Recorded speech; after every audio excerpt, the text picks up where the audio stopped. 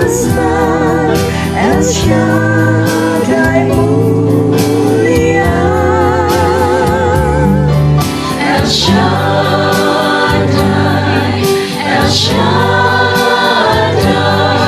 Allah Maha Kuasa. Berkatnya melimpah, El Shaddai.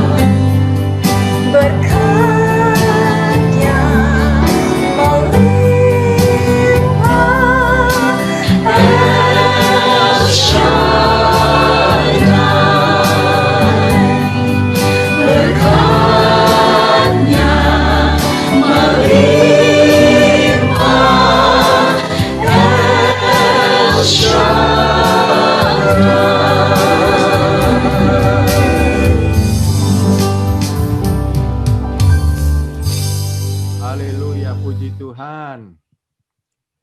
Oke. Jadi ada yang mau share atau apa? Ya, kita teruskan yang waktu itu kita lagi bicara tentang disiplin rohani kan. Nah, saya review dikit sebab emang belakangannya saya agak cepet-cepetin sebab waktu itu saya sangka mau buru waktu.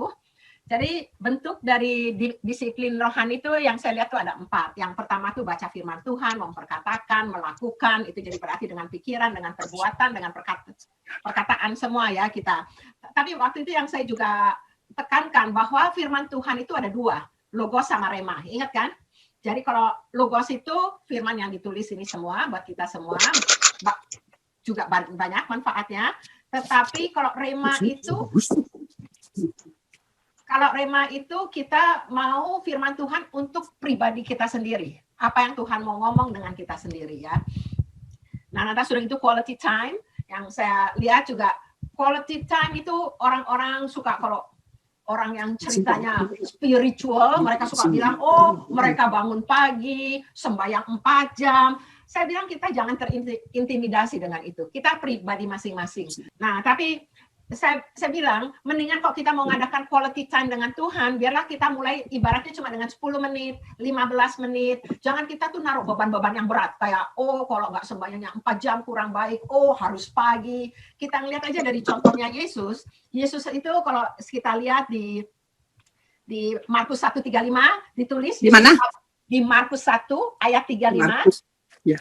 Markus 1 ayat 35. Di situ kan dikatakan Yesus itu berdoa sendiri pagi-pagi. Iya, Markus 1 ini. Ini ada masalah ini sama iPad. Bisa. Oke, ini kita cuma review kok. Kalau kalian kayaknya waktu itu udah catat. Tapi kita ngelihat di Lukas 4 ayat 42 itu pada siang hari. Jadi kita itu jangan terlalu kayak sama hukum itu kayak dituntut harus gini, harus gitu. Kita tuh mau mempunyai hubungan intim dengan Tuhan, biarlah kita itu relax gitu ya dalam hubungan kita dengan Tuhan ya. Jangan tegang-tegang gitu. Nah, lantas saya juga melihat yang di sini yang penting tuh kita konsisten. Saya ingat gak kita ada cell group, waktu itu si Hendra datang, lantas Hendra bilang, dia pergi ke dokter, dokternya nanya, kamu exercise nggak? Nanya ke si Hendra. Hendra bilang, oh iya saya exercise apa? Ini saya agak lupa ada orang atau apa. Oh saya main tenis. Berapa kali seminggu? Oh sekali seminggu. Lantas dokternya bilang kalau sekali seminggu itu bukan namanya exercise. Itu namanya hobi. Tapi kok exercise itu mesti lebih konsisten gitu. Emang kalau dengan exercise tubuh itu dia bilang at least 3 kali seminggu. Tapi ya emang lebih baik, lebih sering, lebih bagus gitu. Tapi kok sekali seminggu itu sama sekali namanya bukan exercise. Sekarang doa dalam bahasa roh, kita harus tahu bahwa doa dalam bahasa roh itu sebetulnya hanya untuk menguatkan diri sendiri. Lebih. Jadi ada orang yang suka dalam bahasa roh itu sebetulnya lain, emang ada yang ditafsirkan. Tapi kalau dia cuma ngomong sendiri itu mestinya kita cuma sama Tuhan ya, sebab itu buat diri kita sendiri ya. Gak usah di show off gitu ibaratnya. Sekarang puasa. Nah puasa itu latihan penyangkalan diri. Ya. Yesus sendiri kan bilang di Matius 16 ayat 24, catat aja itu. Yesus mengatakan siapa yang mau mengikut aku, dia harus menyangkal diri, mikul salib dan mengikut dia. Kan ada gitu. Jadi Tuhan sendiri bilang kita perlu penyangkalan diri. Sebabnya dengan penyangkalan diri itu kita itu biasa bisa menguasai diri kita. Dan kita melihat bahwa kan Tuhan bilang di Efesus, di firman Tuhan dikatakan kamu jangan marah, jangan beri kesempatan pada iblis. Sebab kalau kita melihat kita nggak bisa menguasai diri kita, itu ibaratnya tembok kita itu runtuh. Nah kalau tembok kita runtuh, mudah diserang. Jadi makanya dibilang jangan beri kesempatan pada iblis. Kita lihat di Amsal 25 ayat 28. Sekarang kita buka sama-sama. Irwan mau masuk? Halo. Halo. Oh, Irwan. lupa. Saya udah bilang ini kayaknya lupa lagi. Masih muda. Kalian ini senior muda kok kayak gitu. Kalau Tante Emi, Mami, itu yang senior tua itu boleh lupa. Kalau kalau saya sama sekali nggak senior. Kalau kita senior muda. Harus diingat. Amsal berapa? Amsal 25 ayat 28. Oke, siapa yang mau baca? Baca dah. Orang yang tak dapat mengendalikan diri adalah seperti kota yang roboh temboknya. Jadi makanya kalau zaman dulu kota itu selalu ada tembok kan, kalau jam berapa ditutup. Sebabnya mereka tahu kalau temboknya runtuh, pasti serangan tuh gampang sekali. Ya. Jadi makanya itu juga tembok jiwa kita itu, makanya kita jangan marah. Kok kita marah, tembok kita juga jatuh gitu kan. Nah, sekarang kita melihat, dan kalau kita melihat ya, penguasaan diri termasuk buah Roh Kudus. Kita melihat kalau di Galatia 5, 22, 23, semua sudah hafal, itu ada 9 karunia Roh Kudus, ada 9 buah Roh Kudus. Dimulai dengan kasih, dan diakhiri dengan penguasaan diri, kan? Yang love, joy, peace, lantas patience, itu semua kan? Goodness, faithfulness, itu semua. Nah, kalau kita melihat dari 9 buah roh, kasih, paling depan, penguasaan diri paling belakang. Hmm. Itu di Galatia 5:22-23. Nanti aja bukanya. Galatia. Yang tengah-tengah ini, 7 yang tengah-tengah, itu buah-buah itu selalu ada unsur ini dua. Ada unsur kasih sama ada unsur penguasaan diri. Jadi kita melihat ini dua itu yang memegang semua buah-buah Roh Kudus ya. Nah, sekarang kita melihat tentang kasih disiplin rohani itu dengan kasih karunia itu harus selalu berjalan bersama-sama. Nah, itu coba kita buka di Keluaran 16, 14 sampai 16. 16 terus berapa? Keluaran 16, 14 sampai 16. Keluaran, kalau nggak saya bacain deh ya. Ya. Ketika embun itu telah menguap, tampaklah pada permukaan padang gurun sesuatu yang halus. Sesuatu yang seperti sisik, halus seperti embun beku di bumi. Ketika orang Israel melihat, berkatalah mereka seorang kepada yang lain, apakah ini? Sebab mereka tidak tahu apa itu. Tapi Musa berkata kepada mereka, inilah roti yang diberikan Tuhan kepadamu menjadi makananmu. Beginilah perintah Tuhan. Pungutlah itu tiap-tiap orang menurut keperluannya masing-masing. Kamu boleh mengambil untuk seisi kemahnya, segomer seorang menurut Jumlah jiwa. ya jumlah jiwa. Lantas saya teruskan ke 19 ya. Musa berkata kepada mereka, seorang pun tidak boleh meninggalkan daripadanya sampai pagi. Tetapi ada yang tidak mendengarkan Musa dan meninggalkan daripadanya sampai pagi. Lalu berulat dan berbau busuk. Maka Musa marah kepada mereka. Jadi setiap pagi mereka memungutnya tiap-tiap orang menurut keperluannya. Tetapi ketika matahari panas, cairlah itu. Jadi mereka mesti disiplin dalam hal ini, mesti bangun pagi, nggak bisa, enggak sekarang lagi mau sleep in, nanti saya ambil, sebab kalau udah panas, cair kan. Ya. Dan pada hari ke-6 mereka memungut roti 2 kali lipat banyaknya, 2 gomer untuk tiap-tiap orang, dan datanglah semua pemimpin jemaah memberitahukannya kepada Musa. Lalu berkatalah Musa kepada mereka, inilah yang dimaksudkan Tuhan. Besok adalah hari perhentian penuh. Sabat yang kudus bagi Tuhan. Maka roti yang perlu kamu bakar, bakarlah. Dan apa yang perlu kamu masak, masaklah. Dan segala kelebihannya, biarkanlah di tempatnya untuk disimpan sampai pagi. Mereka membiarkannya di tempatnya sampai keesokan harinya seperti yang diperintahkan Musa. Lalu tidaklah berbau busuk dan tidak ada ulat di dalamnya.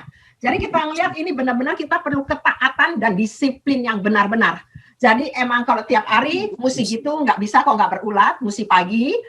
Dan mana itu adalah simbol dari kasih karunia Tuhan kan. Jadi ada kasih karunia Tuhan, tapi juga ada disiplin dari kita. Jadi kalau kita lihat juga keselamatan, ada kasih karunia dari Tuhan, tapi juga diperlukan iman dari kita. Iman. Ya, jadi mesti selalu berjalan bersama-sama kan. Jadi lantas kita lihat kalau orang disiplin, tetapi tidak mempunyai kasih karunia, tidak menerima kasih karunia Tuhan, itu biasanya jadi kesombongan. Itu mereka jadi mengandalkan kekuatan sendiri, mereka bangga sama kekuatannya. Itu sebetulnya Tuhan itu benci sekali sama itu. Yang kita lihat makanya kalau orang Farisi atau ahli Taurat, Tuhan tuh nggak pernah mengecam orang berdosa. Tetapi orang Farisi sama orang ahli Taurat, kalau di mata kita secara jasmani, mereka itu adalah elit rohani kan gaya sekali ini. Tapi itu yang Tuhan kecam, sebab mereka lebih mengandalkan diri mereka ya, perbuatan. Makanya kita lihat kan di Lukas 18 ada orang Farisi yang sombong, bilang saya kasih perpuluhan, saya berpuasa 2 hari, Tuhan bilang orang itu tidak diselamatkan kan, malah orang yang berdosa pemungut cukai itu yang diselamatkan. Dan kalau saya lihat sekarang kalau disiplin rohani tapi nggak ada kasih karunia, itu yang tadi kesombongan. Tetapi kalau kasih karunia tanpa disiplin rohani itu jadi kemalasan, jadi ketidakstabilan rohani dan jadi batu sandungan. Seperti yang tadi kita lihat contohnya, nggak ada disiplin, dia ngambil dua biar besoknya nggak usah, maka mananya jadi berulat dan berbau busuk. Jadi malahan jadi batu sandungan. Kalau orang cuma bilang, oh kasih karunia, dia bisa berdosa, dia bisa semua, pokoknya kasih karunia, nggak ada disiplin ya. Sekarang kita lihat, mengapa kita memerlukan disiplin rohani. Itu kita lihat di Matius 26 ayat 41. Matius 26 ayat 41. Jadi saya kasih ayatnya, kalian bisa tulis sebab waktunya juga udah hampir habis, juga di 1 Korintus 9:27. Jadi mengapa kita memerlukan disiplin rohani? 1 Matius Korintus berapa? 1 Korintus 9:27. 19 Yang ya. pertama itu Matius 26. Ya. Matius 26 ayat 41. Di situ Tuhan mengatakan bahwa roh penurut tetapi daging lemah. Ingat kan? Nah, kalau 1 Korintus 9:27 itu Paulus mengatakan bahwa dia sendiri pun yang ceritanya dia spiritual banget, tapi dia melatih diri dia supaya dia nggak mengabarkan Injil menyelamatkan orang lain, tetapi dia sendiri bakal ditolak. Oh, jadi di sini kita melihat bahwa mengapa kita memerlukan, sebabnya kita tahu tubuh kita itu lemah. Lemah. Juga kita punya perasaan itu labil ya, selalu tergantung situasi senang kita senang, situasi buruk kita sedih. Tapi kalau dengan kita tuh, makanya saya selalu bilang kita sebagai Kristen jangan jadi Kristen yang yoyo, tergantung keadaan. Tapi kita melihat kalau Daud yang kuat dalam Tuhan, dia yang bilang kan sekalipun. Jadi bukan kalau udara bagus, kalau saya punya rumah bagus, kalau saya ini, tapi sekalipun aku dalam lembah kekelaman, tapi aku tetap percaya. Atas juga yang saya sering baca tentang di Habakuk terakhir pasal 3 itu juga ngomong sekalipun. Itu bedanya antara Kristen yang dewasa, yang sudah kuat di dalam Tuhan, yang mengenal Tuhannya, dan Kristen yang lembek-lembek. Dan itu kita dapatkan dengan disiplin rohani dari pihak kita, dengan iman kita juga, dan itu kita bisa melihat dari bagaimana perkataan mereka. Kalau orang yang sering ngeluh, itu kelihatan dengan sendirinya, oh mereka tuh spiritualnya masih rendah, belum kuat dalam Tuhan. Tetapi orang yang kuat dalam Tuhan, perkataannya aja beda. Jadi nggak kalau, tapi sekalipun. Ya, kita ngelihat itu. Oke, ada yang mau nambahin? Waktu itu Jane juga sampai nulis kan, yang tentang di Habakuk. Bahwa sekalipun buah ara tidak berbuah, sekalipun kambing domba lepas semua, tapi kita tetap bersuka cita di dalam Tuhan dan tetap mengucap syukur dalam Tuhan ya. Sebab pengucapan syukur itu adalah bahwa ketahuan bahwa kita trust Tuhan. Dan juga si David yang bilang sekalipun aku di dalam lembah kekelaman, aku tidak takut bahaya sebab padamu dan tongkatmu adalah firman Tuhan, kasih Tuhan, ya, dan roh Tuhan selalu beserta kita. Halo, masih dengar? Masih. Sudah suruh berhenti. Running out of time. Oke. Ya. Thank you, Inge, Steve. Ya, mau bilang aja sebentar. Hari ini Tante Eni ulang tahun ya, minta didoakan saja gitu. Dia jadi ya? Enggak, di rumah sakit. Oh, masih di rumah sakit? Oh, Iya. Nanti kirim selamat aja deh. Ya, kita doakan sebentar ya Bapak, kami bersyukur untuk Tante Emi juga, dia juga anakmu Tuhan, dia lagi di rumah sakit, kami percaya hari ini hari besarnya dia, hari ulang tahun, biar semuanya ini Tuhan, Engkau sempurnakan segala tubuhnya di dalam ulang tahun sebagai hadiah yang terbesar dari Engkau Bapak. Terima kasih untuk semua ini, kami serahkan Tante Emi rumah sakit dengan sukacita, damai sejahtera dari Engkau, hanya dalam nama Yesus Kristus kami berdoa, amin. Nah, nggak ada kesaksian atau apa? Belum ada. Belum ada. Yang ucap syukurlah, semua sehat. Syukur, gimana? Ya. Syukur. Tuhan baik gitu. Sangat baik. Iya, sangat baik. Betul, betul. Wan, gimana lu, Wan? Sehat. Sehat, puji Tuhan. Udah Udah bisa jalan tanpa tongkat katanya ya? Iya, kalau di rumah bisa jalan nggak pakai tongkat. Tapi kalau jalan jauh-jauh mesti pakai tongkat. Jangan jatuh. Pelan-pelan gitu. Dia Jangan. Ntar lu cium tanah air lagi, Wan. Ya, tanah airnya kejauhan kok. Tanah airnya dekat.